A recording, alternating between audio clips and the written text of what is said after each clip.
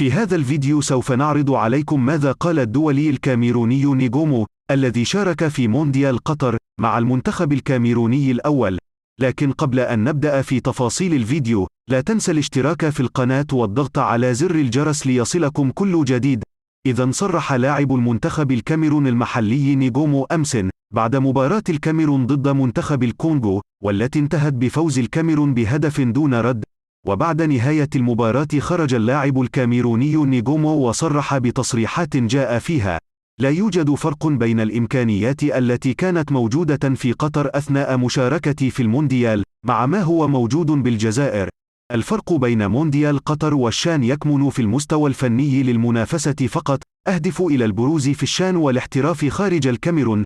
لا أمانع في الاحتراف في الجزائر في حالة وصلني عرض جيد، فالجزائر بلد كرة القدم ولديها أندية محترفة رائعة.